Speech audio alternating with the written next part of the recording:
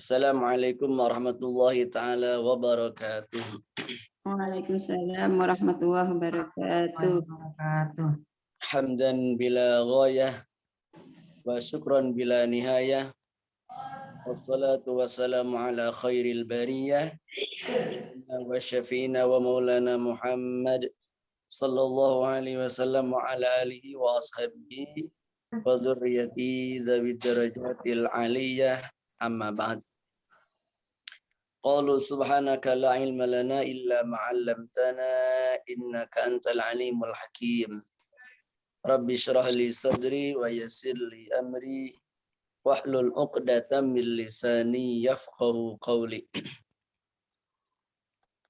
Al-Fatihah ila hadrati habibina wa syafi'ina wa maulana Muhammadin sallallahu alaihi wasallam wa ala alihi wa ashabihi wa azwajihi wa dhurriyyatihi wa ahli baitihi.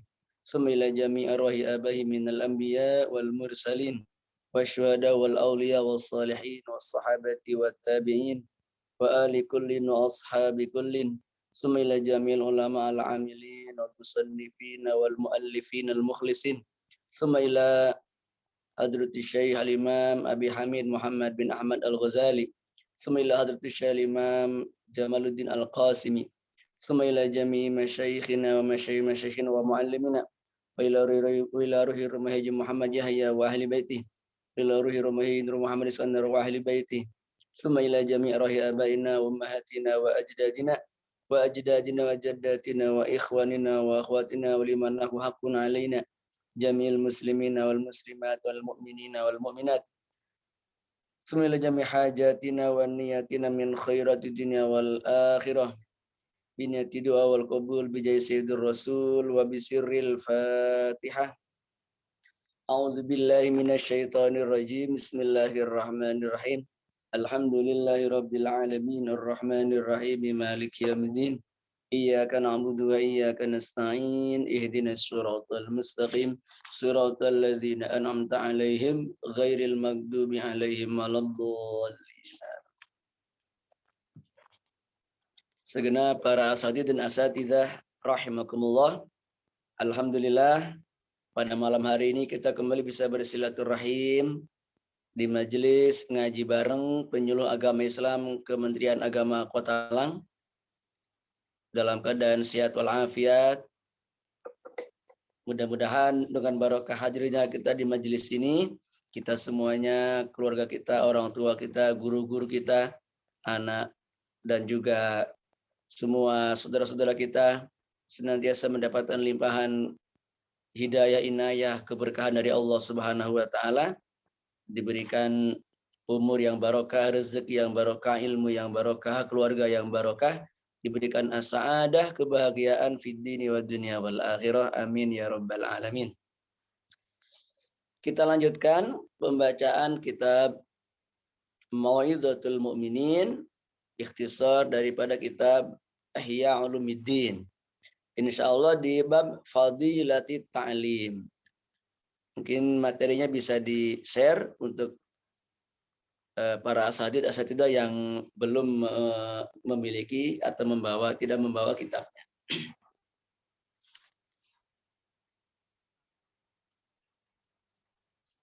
Ya. Jadi Fadilatul Ta'lim,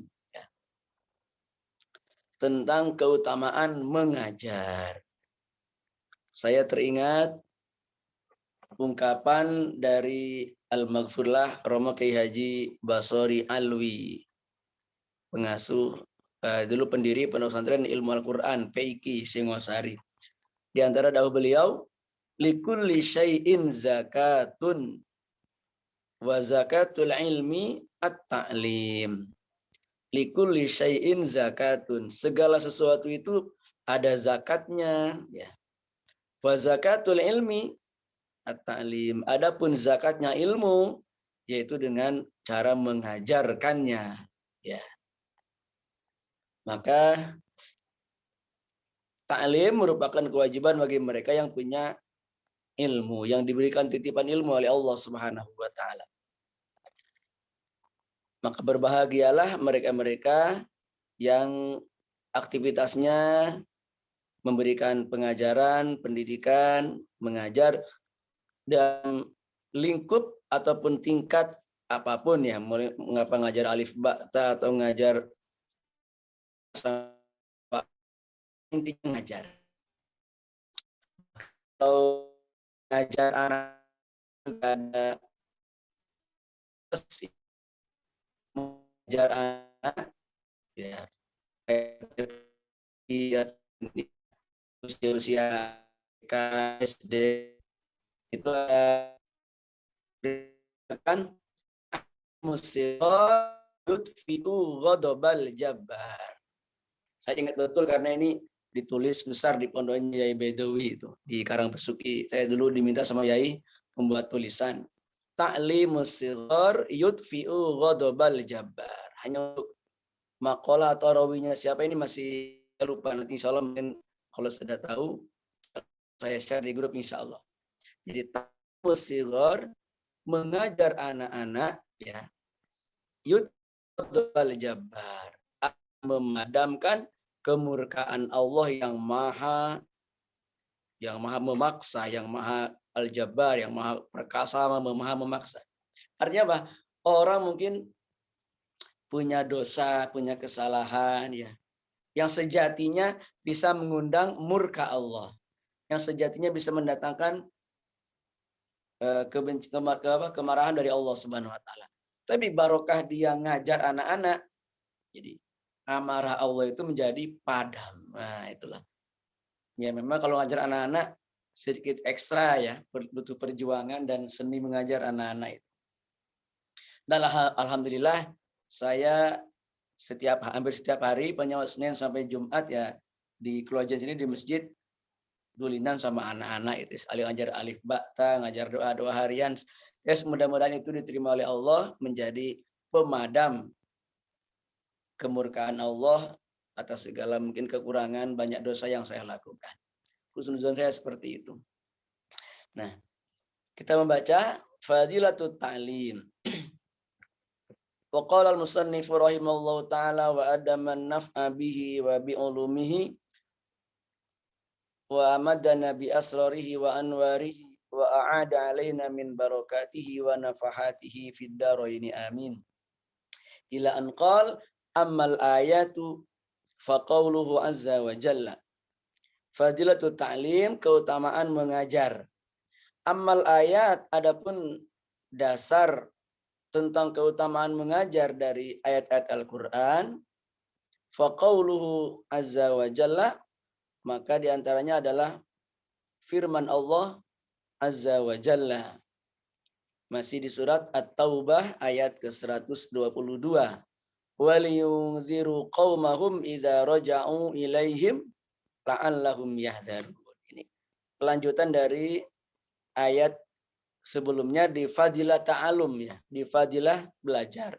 Falaula nafaru min kulli firqatin minhum ta'ifatul liyatafaqahu fid din.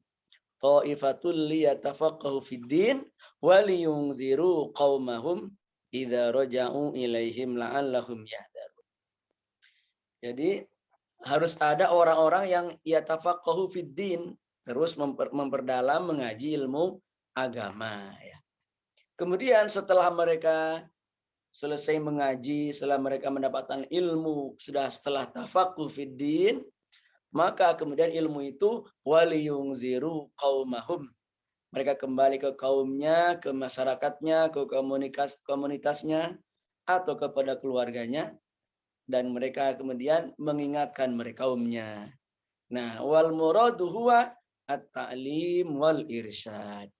Yang dimaksud dengan waliyunziru qaumahum, memberikan peringatan kepada kaumnya, kepada masyarakatnya, yaitu at-ta'lim wal irsyad. Mereka mengajarkan ilmu yang sudah diperoleh, entah itu di pondok pesantren, entah itu di majelis-majelis ilmu dan sebagainya. Setelah mereka mendapat ilmu, kembali ke masyarakatnya dengan tujuan utama mengajar dan membimbing masyarakat. Irsyad ya penyuluhan itu, menyuluh dengan punya tugas mulia menjadi penyuluh di tengah-tengah masyarakat. Entah itu di jamaah, tahlilnya di komunitas-komunitas yang dibimbing kita di tengah-tengah masyarakat. Itu termasuk waliyungziru qaumahum. Jadi mengajar dan memberikan bimbingan. Tentu sesuai dengan level dan juga ruang lingkup yang kita hadapi ya. Ada yang kanak-kanak tadi itu mungkin ngajarnya mulai ngajar alif ba ta ya.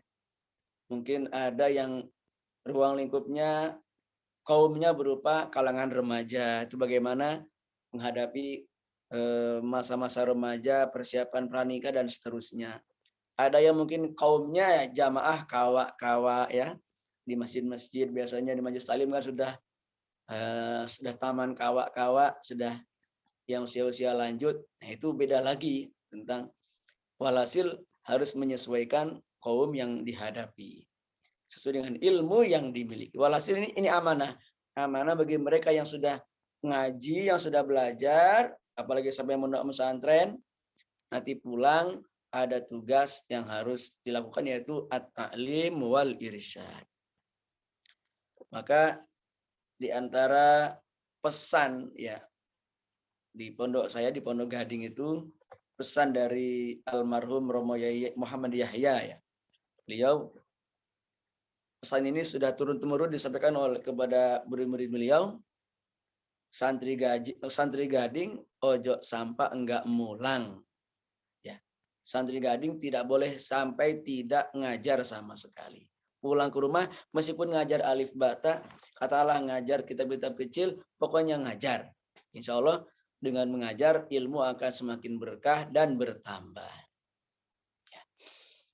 Kemudian wa qauluhu ta'ala dan juga firman Allah Subhanahu wa taala wa idz akhadallahu mitsaqal ladzina utul kitaba latubayyinunnahu lin-nasi wa la taktumunah. Surat Ali Imran ayat 187. Dan ingatlah ketika Allah mengambil janji ya terhadap mereka-mereka yang telah diberikan Alkitab, yaitu janji perintah litubayyinunnahu linnas, untuk menjelaskan kepada umat manusia, wala taktumunah, dan tidak menyembunyikan ilmu atau pengetahuan mereka. Ayat ini berkaitan dengan para ahli kitab, al-Yahud wan Nasoro. Mereka terutama yang memang betul-betul ahli kitab sudah membaca dalam kitab mereka At-Taurat dan dalam kitab Al-Injil tentang akan adanya nabi akhir zaman, akan diutusnya akhirul anbiya, akhirul mursalin, yaitu Nabi Muhammad SAW. Dengan segala sifatnya, ciri-cirinya seperti ini, tanda-tanda lahirnya seperti ini, tanda-tanda dibangkitnya seperti ini. Ini sudah jelas.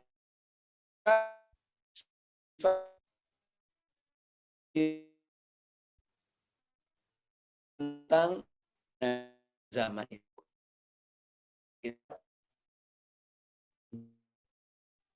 Nah, maka orang-orang ahlu kitab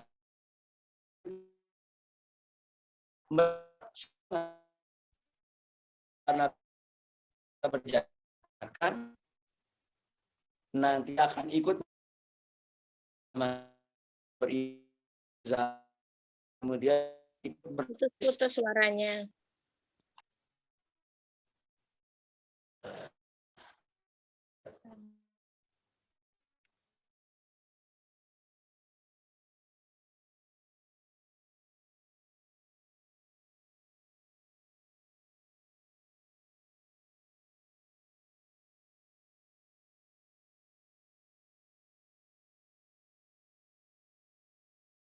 Mohon maaf tadi pakai wifi ya, belum saya ganti paketannya. Nah, kemudian setelah Nabi Muhammad diutus ya, orang-orang ahli kitab ada yang menyembunyikan tentang kabar diutusnya Nabi Muhammad ini. Ya. Kalau mereka yang lurus seperti Waraqah bin Naufal ya kan, sepupunya Sayyidah Khadijah. Itu beliau ketika melihat Nabi Muhammad mendengar dapat wahyu dalam di Gua Hiro, beliau langsung menyatakan yang datang adalah malaikat Jibril. Sebagaimana dia datang dulu kepada Nabi Musa, Nabi Isa, dan seterusnya. Kamu akan menjadi nabi akhir zaman. Wahai Muhammad. Maka kata Warqah bin Naufal, seandainya saya masih hidup pada saat kamu sudah menyampaikan sudah berdakwah di tengah kaummu, saya akan membela kamu sekuat tenaga. Ini janjinya Warqah bin Naufal. Cuma setelah beliau Nabi Muhammad mendapat wahyu pertama, tidak lama Warqah keburu meninggal karena sudah sepuh memang. Demikian pendeta Bukhairo yang menemui atau bertemu dengan Rasulullah ketika Rasulullah berusia 8 tahun. Usia 12 tahun diajak kemana? Ke Syam berdagang oleh paman beliau Abu Thalib. Pendeta Bukhairo tahu, wah ini calon nabi akhir zaman. Beliau jalan diikuti awan, beliau berteduh di bawah pohon selalu menjaga Rasulullah. Rasulullah bergeser, pohonnya ikut bergeser dan seterusnya. Kemudian hasil Abu Hurairah sudah melihat berbagai macam tanda. Oh, ini calon nabi akhir zaman yang sudah disebutkan dalam Alkitab. Akhirnya kan tanya kepada Abu Thalib, wahai Tuan Abu Thalib, apa betul ini anak panjenengan? Iya, ini anak saya ini. Pendeta Bukhairo kan akhirnya geleng-geleng kepala. Sebentar. Kok aneh? Saya menyaksikan semua tanda-tanda kenabian ada pada anak ini. Tetapi kok kamu kamu akui sebagai anaknya. Padahal dalam riwayat yang saya baca, Nabi akhir zaman ini dilahirkan dalam keadaan sudah yatim. Betul kamu ayahnya? Oh ya, mohon maaf. Ini anak saudara saya, ini ponaan saya. Wah, betul. Kalau memang itu ponaan kamu, berarti betul. Anak ini sudah tidak punya ayah ketika dia lahir. Sudah, anak ini calon seorang nabi, kamu kembali bawa dia ke Mekah.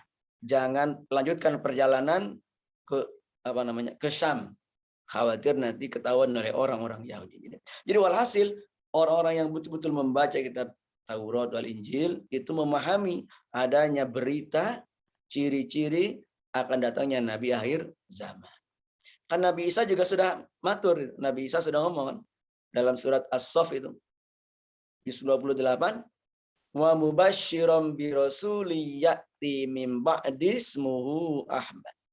Kata Nabi Isa, saya memberikan kabar gembira bahwa nanti akan datang utusan setelah saya namanya Ahmad, yaitu Nabi Muhammad. Nah, jadi walhasil orang-orang ahlu kitab itu sudah tahu berita itu, kemudian ciri-cirinya seperti ini. Nah, memang dalam riwayat disebutkan ada sebagian ahlu kitab itu yang hasud, yang tidak terima. Awalnya mereka mau beriman. Mereka kira Nabi akhir zaman itu dari kalangan Bani Israel. Duh, kok Nabi terakhir ini kok bukan dari Bani Israel? Ini dari kota Mekah. Akhirnya mereka tidak mau beriman. Ada sebagian yang keras seperti itu. Nah, jadi ingatlah sesungguhnya Allah sudah mengambil janji kepada orang-orang ahli kitab. Hendaknya mereka menyampaikan kebenaran dan menjelaskan kepada manusia tentang adanya berita Nabi akhir zaman itu, ciri-cirinya sekian-sekian, agar mereka mestinya beriman. Dan jangan sampai disembunyikan. Maksudnya pengetahuan tentang adanya Nabi akhir zaman itu ya jangan disembunyikan, apalagi dengan tujuan-tujuan untuk materi duniawi ya seperti itu. Jadi walhasil wahuwa ijabun lit ta'lim. Ayat ini kata para ulama menjadi dasar kewajiban menyampaikan ilmu pengetahuan yang sudah dimiliki itu. Jangan disembunyikan, apalagi dengan motif tujuan-tujuan yang bersifat duniawi dan pribadi. Misalkan nggak mau ngajari, wah ini kalau saya ajari dia hanya jadi pesaing saya ini. Kalau saya ajari nanti malah saya kalah nanti. Nah, ini kan sudah tujuannya sudah tujuan kepentingan duniawi dan pribadi. Kemudian wa qauluhu ta'ala, dan firman Allah Subhanahu wa taala, wa inna fariqam minhum la yaktumunal haqqa wa hum ya'lamun. Ayat Al-Baqarah, surat Al-Baqarah ayat 146. Ayat ini hampir sama dengan ayat sebelumnya di Ali Imran ayat 187 terkait dengan ahli kitab ya. Nah, potongan ayat ini itu kan, alladzina atainahumul kitaba ya'rifunahu kama ya'rifuna abna'ahum. Ya. Alladzina atainahumul kitaba ya'rifunahu kama ya'rifuna abna'ahum. Wa inna fariqam minhum la yaktumunal haqqa wa hum ya'lamun. Terusannya. Jadi ayat sebelumnya atau kalimat sebelumnya, alladzina atainahumul kitaba, orang-orang yang telah diberikan Alkitab, ya al-Yahud dan Nasara. Ya'rifunahu, mereka mengenal Nabi Muhammad. Mereka tahu Nabi Muhammad, ciri-cirinya, tanda-tandanya sekian. Kama ya'rifuna abnahum, seperti halnya mereka mengenal anak-anak mereka. Seperti halnya mereka mengetahui, mengenali anak-anak. Saking jelasnya dalam apa? Kitab Taurat, dalam kitab Injil diterangkan tentang ciri-ciri Muhammad, Nabi Muhammad. Jadi seakan mereka orang-orang Yahudi, orang ahli kitab yang betul-betul masih membaca dan memahami itu, begitu jelasnya, begitu terangnya ciri sifat Nabi Muhammad yang disebutkan, mereka seperti mengenal anak mereka sendiri. Nah, seperti itu. Tetapi wa inna fariqam minhum la yaktumunal haqqa, hanya saja sesungguhnya sebagian dari mereka sungguh menyembunyikan kebenaran itu, ya. Wahum ya'lamun, padahal mereka tahu tentang Nabi Muhammad, kapan diutusnya, ciri-cirinya seperti ini. Nah, di antara Alkitab ya banyak yang masih berpegang kemudian langsung beriman. Contohnya ada namanya Abdullah ibn Salam. Ya. Beliau Yahudi di Madinah. Ketika Rasulullah SAW hijrah ke Madinah, beliau sudah tahu, tanda-tandanya sudah tahu, wah ini betul seperti yang kita baca dalam Alkitab, ciri-cirinya ada pada orang ini. Tetapi beliau ingin mantap lagi, ingin meyakinkan lagi ketika bertemu Rasulullah. Abdullah bin Salam ini menanyakan beberapa hal kepada Rasulullah tentang isi Alkitab. Dan Rasulullah bisa menjawabnya dengan jelas semuanya. Maka kemudian beliau langsung mengucapkan 2 kalimat syahadat. Asyhadu an la ilaha illallah wa asyhadu anna Muhammadar Rasulullah. Ya. Bahkan ada riwayat dari sahabat Abdullah, sahabat Umar bin Khattab terkait dengan ayat ini. Beliau bertanya kepada Abdullah bin Salam, wahai Abdullah bin Salam, apa betul kamu mengenal atau tahu tentang Nabi Muhammad seperti halnya kamu tahu mengenal anak-anakmu? Kan dalam ayat, ya'rifunahu kama ya'rifuna abnahum. Kata Abdullah bin Salam, saya lebih mengenal Nabi Muhammad, lebih tahu Nabi Muhammad dengan jelas, dengan yakin, dibanding saya mengetahui, mengenali anak-anak saya. Wah, itu saking mantapnya sahabat Abdullah bin Salam. Nah, tapi tadi itu ada sebagian yang menyembunyikan, ini rata-rata tokoh-tokoh, ya, tokoh-tokoh ahlu kitab yang mereka sudah nyaman dengan posisinya, dapat mungkin semacam upeti dari apa? Dari jamaahnya, dapat sudah dapat disanjung, sudah dihormati, dimuliakan oleh para sahabatnya. Khawatir status mereka tergeser, terganggu, mereka kemudian tidak mau beriman kepada Nabi Muhammad SAW. Jadi hasadam min indi anfusihim. Di antaranya ada rasa hasud dari mereka itu. Ya. Kemudian wahuwa tahrimun lil kitman. Ayat ini menjadi dalil tentang keharaman menyembunyikan kebenaran. Ya. Menyembunyikan kebenaran. Terlebih tadi itu motivasinya untuk kepentingan pribadi yang bersifat dunia. Kama qala Ya. Kama qala ta'ala, sebagaimana firman Allah Subhanahu wa taala fi syahadah, di dalam hal persaksian, tidak boleh menyembunyikan kesaksian. Wa may yaktumha fa innahu asimun qalbuh. Ini di surat Al-Baqarah 283, di halaman terakhir surat Al-Baqarah, itu paling atas ya. Ada potongan ayat, wa may yaktumha, barang siapa yang menyembunyikan persaksian, fa innahu, sesungguhnya perbuatannya itu asimun qalbuh, sesungguhnya orang itu orang yang berdosa, ya, hatinya penuh dengan dosa. Dia tahu fakta kebenaran, tapi kemudian disembunyikan, lebih-lebih sampai mencelakai orang lain. Wa qala ta'ala, dan Allah berfirman, wa man ahsanu qawlan mimman da'a ila Allah wa amila sholihan. Dan siapakah yang lebih bagus ucapannya mimman da'a ila Allah, daripada orang yang mengajak kepada agama Allah, wa amila sholihan, dan melakukan amal soleh, wa qala innani minal muslimin. Lanjutannya ya, wa qala innani minal muslimin, dan dia berkata, sesungguhnya aku termasuk orang-orang yang muslim. Sebenarnya ada tiga poin dalam ayat ini. Pertama kan, da'a ilallah, mengajak kepada agama Allah. Yang kedua, wa amila sholihan, beramal soleh. Yang ketiga, wa qala innani minal muslimin, dia mengatakan dengan mantap, saya termasuk orang-orang muslim.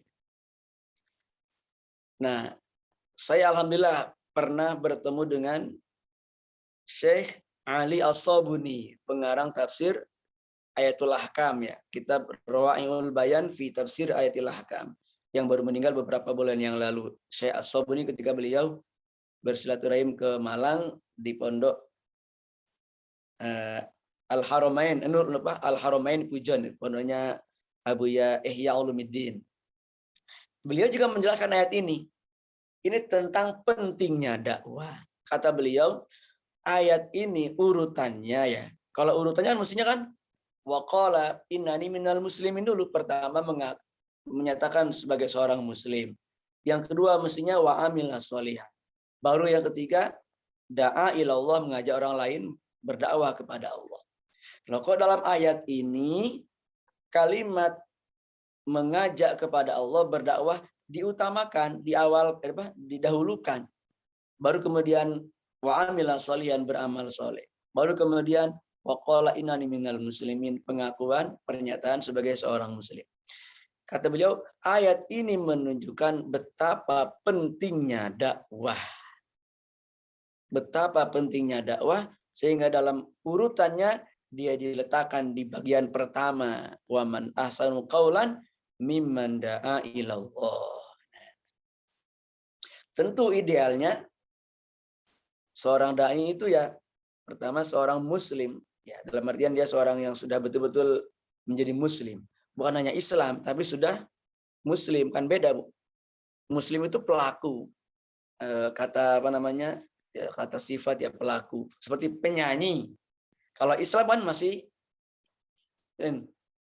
dia bernyanyi, dengan dia seorang penyanyi tentu nilainya beda kan. Kalau sudah penyanyi berarti betul-betul ahli menyanyi. Kalau seorang muslim berarti betul-betul dia sudah melaksanakan iman Islamnya. Pertama, dia sudah muslim. Ya, jadi muslim yang sebenar-benarnya kan. Al-muslim man salimal muslimun min lisanihi wa yadihi, itu orang yang muslim itu yang lisannya dan perbuatannya tidak merugikan orang lain. Nah, kemudian wa amila sholihah, dia juga sudah melaksanakan amal soleh. Maksudnya dia sudah mengamalkan dulu ilmunya, baru kemudian da'a ilallah, mengajak orang lain kepada Allah Subhanahu wa taala. Ya. Kemudian wa qala ta'ala, dan Allah Subhanahu wa taala berfirman, ud'u ila sabili rabbika bil hikmah wal mau'izatil hasanah. Terusan wajadilhum billati iya ahsan. Itu surat An-Nahl 125, ayat populer ini. Ayat dakwah ini. Ud'u ila sabili rabbika. Ajaklah kepada Tuhanmu, kepada jalan Tuhanmu bil hikmah, dengan penuh hikmah, dengan bijaksana ya. Wal mau'izatil hasanah, dan nasihat-nasihat yang baik. Wajadilhum billati hiya ahsan. Kemudian dengan mujadalah, dengan diskusi argumentatif ya, yang tentu dengan secara yang dewasa. Ini langkah-langkah dakwah. Bil hikmah, hikmah diantaranya adalah maknanya ya bil amaliyah ya, dengan contoh perbuatan ya, dengan bukan hanya qaul tapi juga contoh teladan itu kan. Makanya mau'izah uswah hasanah lebih mengena daripada mau'izah hasanah ya, kan. Jadi ini ada mau'izah hasanah tapi ada uswah hasanah. Di masyarakat yang paling yang paling istilahnya yang paling mengena ya justru apa namanya? Mau'izah hasanah.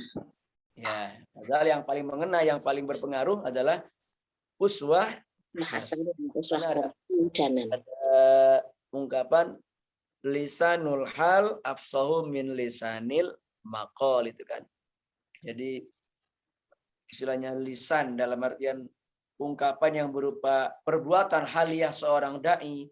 Dia dainya santun, dainya juga orang yang dermawan, seorang katalah ustadz itu seorang yang baik hati.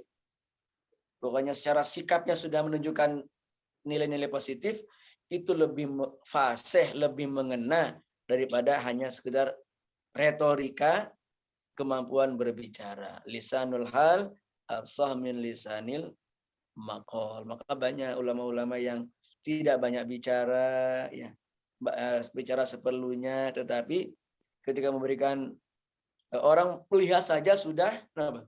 Orang lihat saja sudah ingat Allah. Orang lihat saja sudah tersentuh. Maka di antara ciri orang soleh, ciri orang baik, kekasih Allah itu kan man idza ru'u dzukirallah. Itu di antara ciri para aulia, ciri orang-orang yang soleh, man idza ru'u dzukirallah.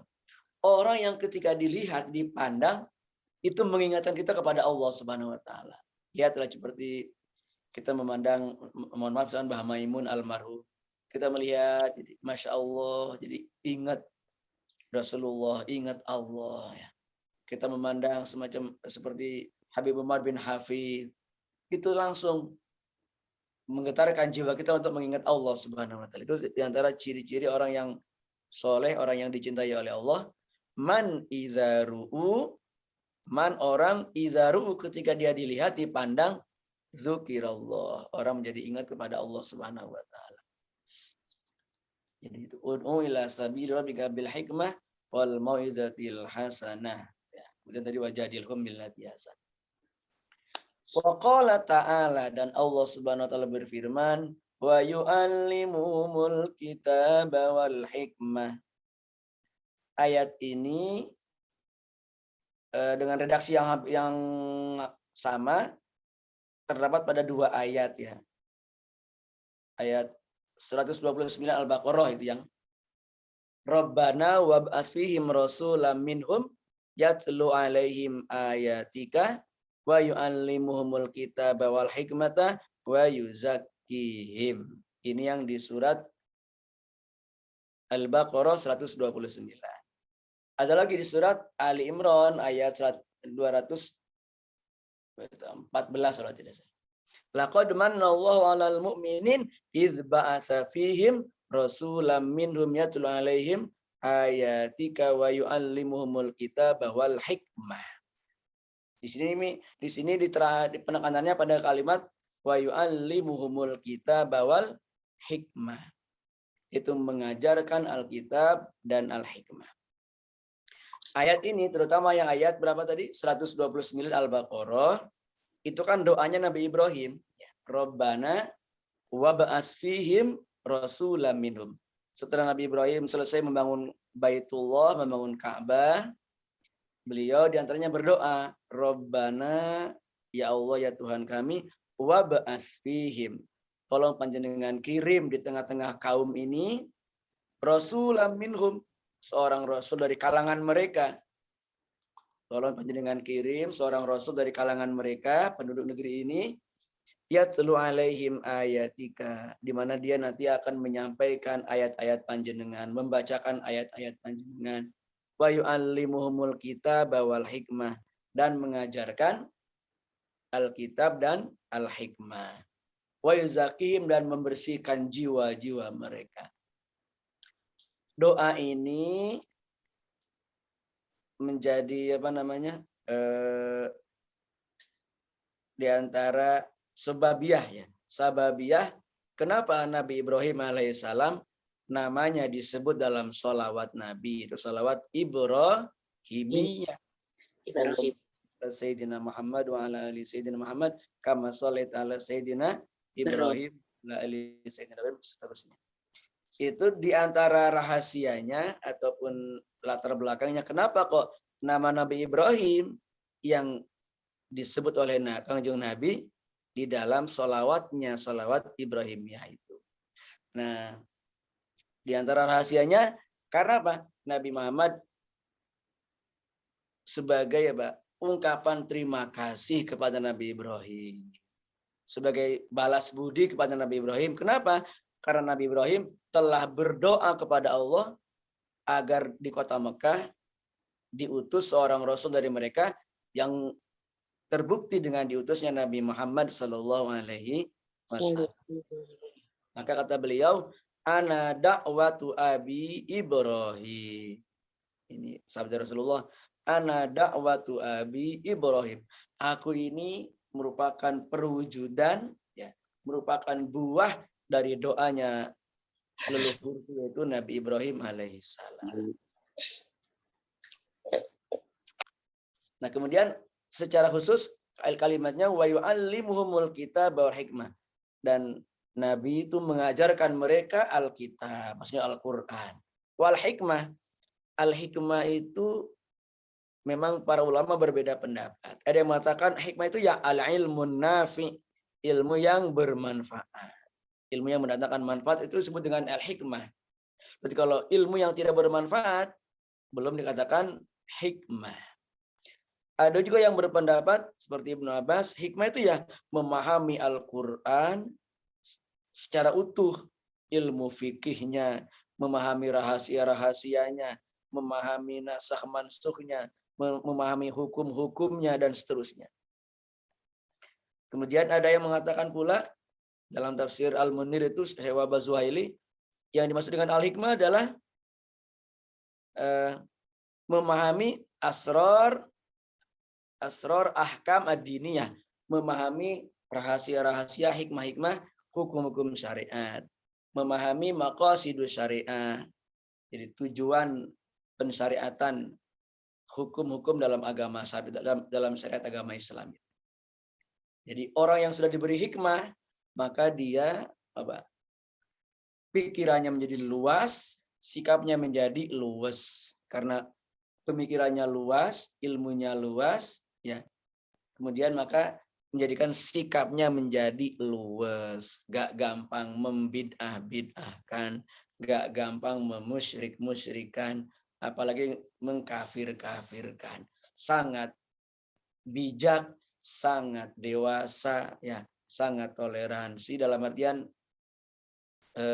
positif tentunya. Itu orang yang sudah memahami hikmah. Maka kata dalam ayat yang lain kan, wa may yu'tal hikmata faqad utiya khairan katsira. Barang siapa yang telah diberi hikmah, maka dia sudah diberi kebaikan-kebaikan yang melimpah ruah. Ini baru kita baca seputar ayat-ayat Al-Quran yang berkaitan dengan fadilatul ta'lim. Belum al-akhbar, hadis-hadis Rasulullah SAW. Kok sudah 8:30 nih? Terus bundi? Nah, saya terlalu ngelantur kemana-mana mungkin. Nah, punten. Astagfirullah. Ya, saya kira mungkin untuk pemaparan materi supaya tidak terlalu lama, sampai di ayat-ayat Al-Qur'annya saja dulu. Nanti yang al-akhbar atau hadis-hadis Rasulullah insya Allah di pertemuan yang akan datang mungkin seperti itu. Oke. Mau tanya Ustaz? Oke, moga kalau bisa jawab ya bantu, kalau enggak ya mohon maaf, kita diskusikan secara khusus. Oke. Assalamualaikum warahmatullahi wabarakatuh. Waalaikumsalam warahmatullahi wabarakatuh. Namanya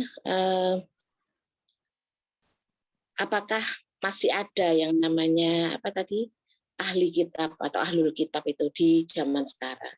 Saya pernah mendapat informasi dari pernah ngaji atau apa ya waktu itu yang menyampaikan bahwa sebenarnya kalau ahli kitab itu sampai sekarang masih ada, yakni orang-orang Nasrani yang memegang teguh ajaran Nabi Isa dan perilakunya baik, bahkan santun, kemudian mengetahui kalau Muhammad itu adalah Rasul terakhir, tapi mereka tidak beriman kepada Muhammad. Menurut mereka itu tadi mungkin karena kesukuan atau apa itu.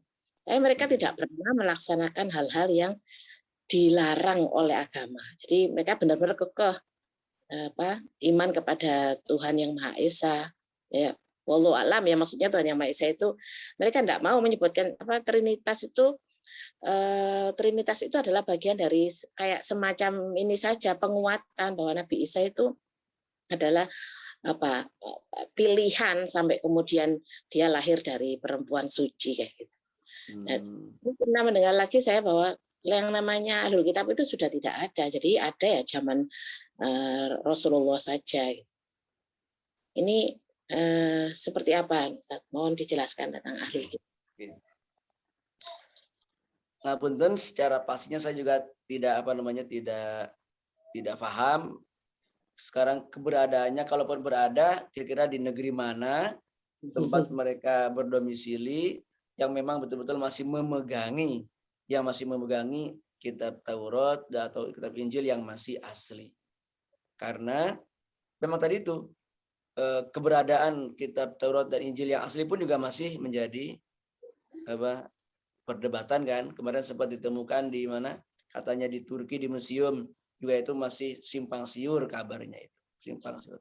Kalau memang jelas-jelas kitab asli itu masih ada, ya, tentu luar biasa ya. Karena memang sudah terjadi tahrif ya. Tahrif itu semacam penyelewengan ya, pengurangan sehingga tidak sebisa asli, seutuh sebagaimana kitab suci kita, seperti itu. Jadi walhasil kalau di negeri kita mungkin di Indonesia ya sepertinya sudah tidak ada yang betul-betul kategori ahli kitab ya. Maka misalkan fatwanya MUI itu kan hanya ini aja, hanya menyebutkan pernikahan dengan non muslim atau pernikahan dengan lain agama, seperti itu, dengan hukumnya macam-macam itu. Jadi ngapunten secara pastinya masih ada apa tidak, terus kalaupun ada di mana komunitasnya, seperti apa kehidupan mereka, saya masih kurang paham itu. Wallahu alam, ngapunten. Kalau yang kitab Taurat itu Ustaz, yang sekarang orang masih memegang agama Yahudi itu, kan mereka berarti menggunakan perjanjian lama. Ya, tapi sudah jelas kalau yang dipegang orang-orang masih diragukan, jelas diragukan itunya, jelas diragukan kebenaran kitab suci mereka itu. Maksudnya keasliannya. Kalau kita kan mutawatir ya, kalau di kita kan mutawatir, maksudnya dihafal sekian juta umat Islam ya. Dengan cetakan segala macam itu semua masih terjaga dengan utuh, seperti itu. Nggih, sampun matur nuwun. Nggih, sami-sami.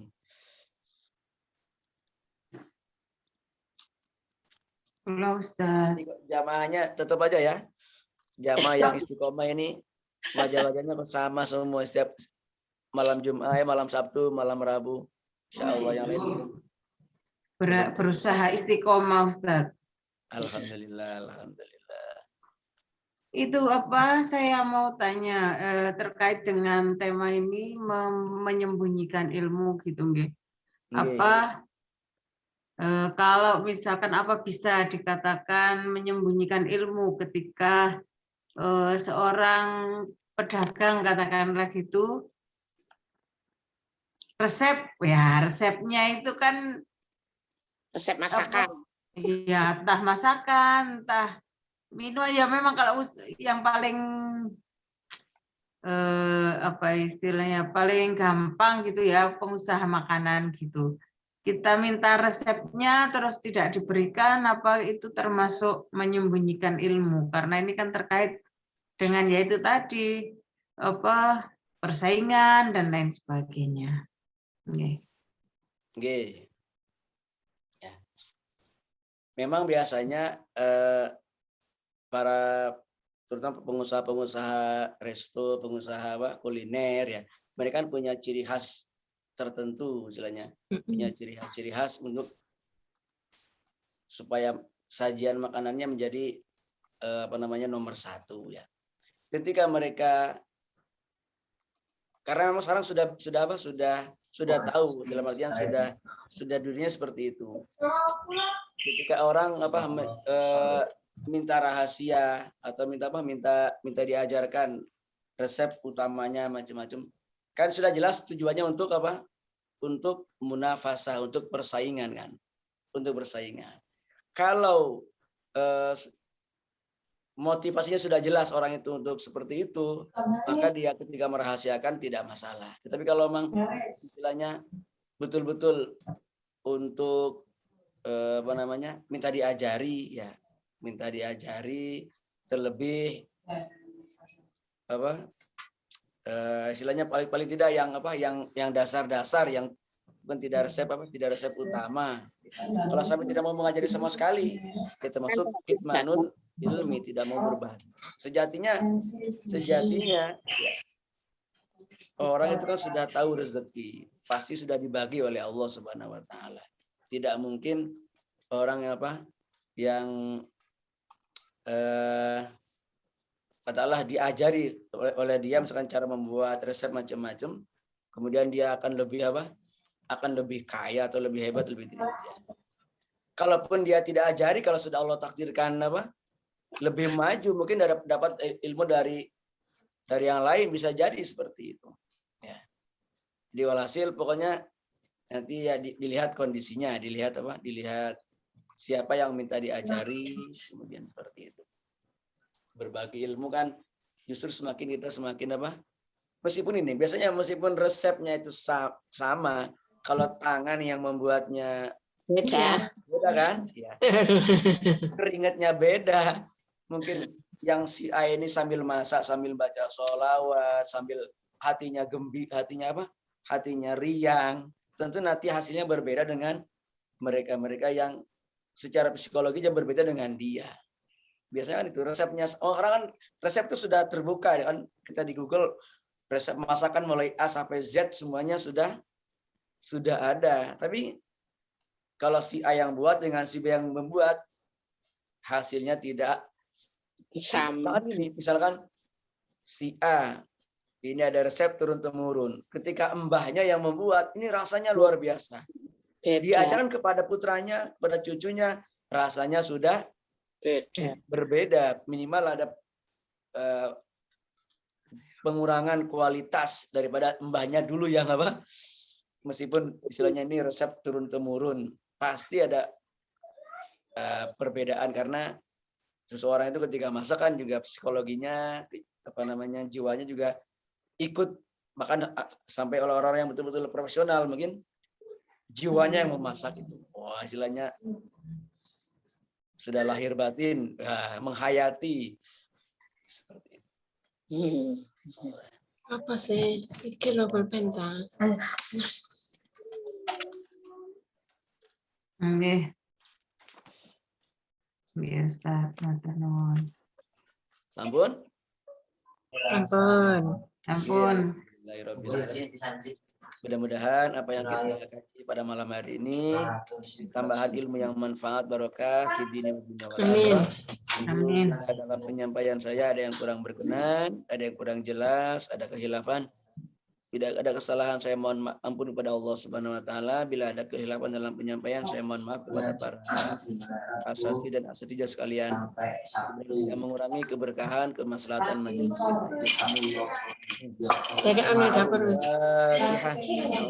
A'udzubillahi minasyaitonir rajim.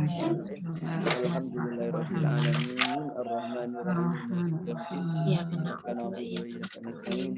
Shiratal mustaqim. Maghdubi alaihim waladdallin. Demikian kurang lebihnya, terima kasih dan mohon maaf. Sampai jumpa. Assalamualaikum warahmatullahi wabarakatuh. Waalaikumsalam warahmatullahi wabarakatuh.